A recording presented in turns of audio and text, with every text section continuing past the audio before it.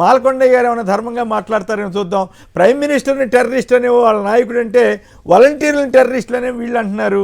మరి ఇంటింటి కూడా బగ్గింగ్ చేస్తానంటున్నాడు, మీ ఇంటి సమాచారం అంతా నా దగ్గరికి వచ్చేస్తుందని చంద్రబాబు నాయుడు గారు అంటున్నారు. ఇప్పుడు ఆ సమాచారం ఆధారంగానే మీరు కూడా పోటీలో ఉంటారా ఏం పాడు? నమస్తే కొమ్మినేని శ్రీనివాస్ గారు, మీకు అదేవిధంగా సాక్షి ప్రేక్షకులకు, డిబేట్ లో ఉన్నటువంటి ప్రసాద్ గారు, రాజశేఖర్ గారు అందరికి కూడా భారతీయ జనతా పార్టీ నుంచి నమస్కారాలు తెలియజేస్తున్నాను. ఇప్పుడు ప్రసాద్ గారు మాట్లాడినటువంటి విషయాలు కానీ, మీరు చెప్పినటువంటి విషయాలు కానీ, చంద్రబాబు నాయుడు గారు ప్రసంగంలో ఏదైతే ఆయన మాట్లాడారో దాన్ని పదే పదే పదే రిపీట్ చేస్తూ ప్రధానమంత్రి గారిని చంద్రబాబుతో పోటీ పడుతున్నారు మీరు కూడాను.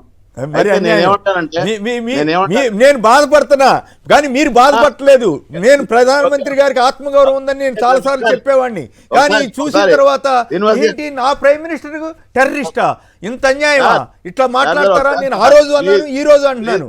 నా ప్రైమ్ మినిస్టర్ కి ఆత్మగౌరవం ఉందని నేను అనుకున్నాను, లేదని మీరు అనుకుంటున్నారు. నేనేం చేస్తాను దానికి?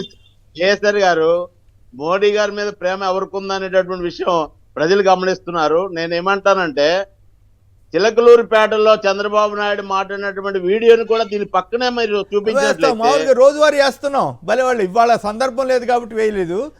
ఇక్కడ వాలంటీర్లు ప్రైమ్ మినిస్టర్ అది వేసాం, నాకేం అభ్యంతరం లేదు. దానివల్ల మీరు అపరిచితులు సినిమా చూడండి అర్థమవుతుంది. మీరు చాలా సీరియస్ విషయాన్ని ప్రజెంట్ చేశారు కాబట్టి ఈ సీరియస్ అనేటువంటి విషయం ప్రజలకు వెళ్తుంది మీ ఛానల్ ద్వారా. అయితే సాక్షి ఛానల్ చాలా పెద్ద ఛానల్ కాబట్టి చిలకలూరుపేటలో చంద్రబాబు నాయుడు గారు మాట్లాడినటువంటి విషయం కూడా ప్రసాద్ గారు చెప్పినట్టు అపరిచితులు ఒక నిమిషం అటు ఒక నిమిషం మారుతున్నటువంటి పరిస్థితి ఏదైతే ఉందో అది కూడా చూపించినట్లయితే ప్రధానమంత్రి గారి పట్ల చంద్రబాబు నాయుడు గారు ఎంత ప్రేమ చూపించారు. దేశంలో ప్రధానమంత్రి నుంచి భయం సార్ సార్ ఒకసారి ప్రసాద్ గారు కేసులు ఎవరికి ఉన్నాయి అనేటటువంటి విషయం, అందరికీ కేసులు ఉన్నాయి, కేసులు లేని వాళ్ళు వాళ్ళు ఎవరు లేరు. కానీ గవర్నమెంట్ కేసులు కొంతమందికి ఉంటాయి, గౌరవ తప్పిన కేసులు కొంతమందికి ఉంటాయి. ఇవాళ మీరు మాట్లాడినటువంటి విషయాలన్నీ మనం చూసినట్లయితే ఆంధ్రప్రదేశ్ రాజకీయ పరిస్థితి మనం తరచూ మాట్లాడేదానికంటే ప్రజలు ఎక్కువగా చర్చిస్తున్నారు. ప్రజలు ఏం చర్చిస్తున్నారనే విషయం మనం అర్థం చేసుకుంటే ఇంకా మంచి మైలేజ్ వచ్చేటటువంటి అవకాశం ఉంది. సరే పోనీ ప్రైమ్ మినిస్టర్ గారి గురించి మేము బాధపడ్డాం, మీరు బాధపడ్డారు లేదు నాకు అనవసరం. కానీ వాలంటీర్లను పట్టుకుని టెర్రరిస్టులు అనొచ్చా? వాలంటీర్లను పట్టుకుని చంద్రబాబు గారు పవన్ కళ్యాణ్ గారు గతంలో ఎలా దూషించింది, ఇప్పుడేమో వాళ్ళని కంటిన్యూ చేస్తామంటున్నారు. అంటే టెర్రరిస్టులను కంటిన్యూ చేస్తాడా చంద్రబాబు గారు? సార్ ఒక్క విషయం, ప్రధానమంత్రి గారు నరేంద్ర మోడీ గారి పట్ల బాధపడుతున్నామా లేదా అనేటటువంటి విషయం మీరు బాధపడినంత కంటే కూడా మేము అంత ఎక్కువ బాధపడుతున్నాం. ఈ పాయింట్ మాత్రం నేను ఒప్పుకోనండి, ఈ పాయింట్ మాత్రం నేను ఒప్పుకోను. నేనైతే నేను నిజంగా ఆ రోజు నుంచి బాధపడుతున్నాను, ఏంది ఇట్లా మాట్లాడటం పద్ధతి ఏంటని. కానీ చిత్తశుద్ధి కలిగిన బీజేపీ మీలాంటి ఒరిజినల్ నాయకులు బాధపడుతున్నారేమో కానీ కాంగ్రెస్ డబ్బులు ఇచ్చి బీజేపీ టికెట్లు పొందిన వాళ్ళు ఎందుకు బాధపడతారు సార్? సార్ నిన్న పేపర్ ఆర్టికల్ చూడండి సార్, కొండ గారు నిజంగా చెప్తున్నాను, మోడీ గారు పైకినట మంచి బట్టలు వేసుకుంటారు, లోపలంతా మరకలట. ఆర్టికల్ చూడండి సార్, చిలక పలుకులు. ఎవరు? ప్రసాద్ గారు ఏబిఎన్ చిలక పలుకులు చూడండి ఒకసారి. ప్రసాద్ గారు ఒక్క ఖండం లేదు మీ బీజేపీ నుంచి. మీరు మళ్ళీ చెప్తున్నాను, ఒక్క ఖండం లేదు మీ బీజేపీ పార్టీ నుంచి. సమాధానం చెప్పుకునే అవకాశం ఇవ్వాలి మీరు. కాదు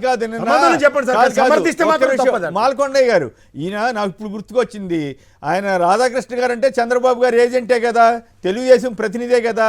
ఆయన రాశాడు నిన్న, మోడీకి భయపడి చంద్రబాబు లొంగిపోయాడు, లేకపోతే అసలు లొంగటం ఏంటి అనే కదా బట్టలు. మోడీ గారు పైకి మంచి తెల్ల బట్టలు వేసుకుంటాడు, లోపలంతా నల్ల మరకలట. అయినా కూడా టెర్రరిస్ట్ భావజాలాలు ఉన్న వ్యక్తికి మనం ఎందుకు సపోర్ట్ చేయాలని మాట్లాడితే పొత్తుకెందుకు రా ఎగేసుకుని పోయారు మరి. రైట్, దాని మీద ఖండం లేదు సార్ బీజేపీ నుంచి. ఈ విషయాలన్నీ కూడా 49 రోజులు వెయిట్ చేస్తే ఎవరికి లోపల మచ్చలు ఉన్నాయో, ఎవరికి లేకపోతే వైట్ షర్ట్లు వేసుకుంటున్నారో, ఎవరు రాజకీయాలకు సంబంధించినటువంటి ముసుగులో ఉన్నారో, ఎవరు మేధావులు అనేటటువంటి ఆలోచనతో రాజకీయ చిత్రంగా ఆడుతున్నారు అనే విషయం గమనించవలసిన అవసరం ఉంది. కానీ మీరు ఇవాళ ఇందాక పెద్దలు చెప్పినట్టు వాలంటరీ గురించి మాట్లాడే ముందు నరేంద్ర మోడీ గారి విషయం పట్ల విశ్వాసంతో కూడినటువంటి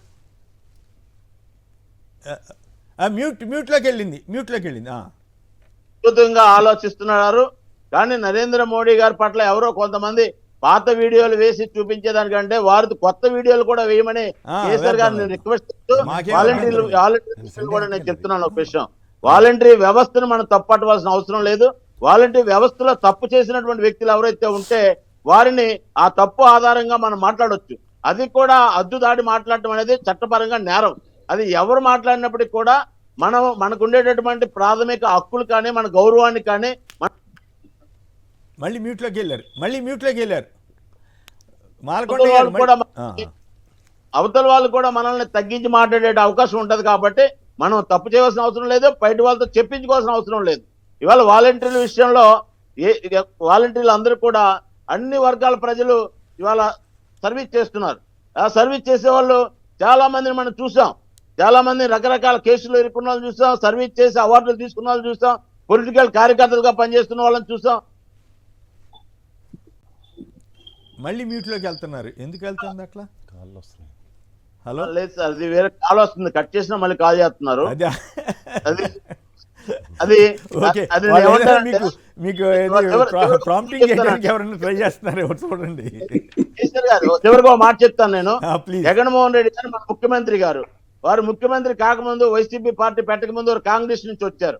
వారు కాంగ్రెస్ నుంచి వైసీపీ పార్టీ పెట్టిన తర్వాత ఇవాళ వైసీపీ కేబినెట్ లో ఉన్నటువంటి బొత్స సత్యనారాయణ గారితో సహా చాలా మంది సీనియర్ మంత్రులందరూ కూడా జగన్ గారి మీద విపరీతంగా విరుచుకుపడ్డారు. ఓకే ఓకే, ఈ పాయింట్ చాలాసార్లు చెప్పారు. అట్లా కాదు. ఓకే ఓకే, మాల్కొండయ్య గారు, ఇక్కడే తేడా వస్తా ఉంది.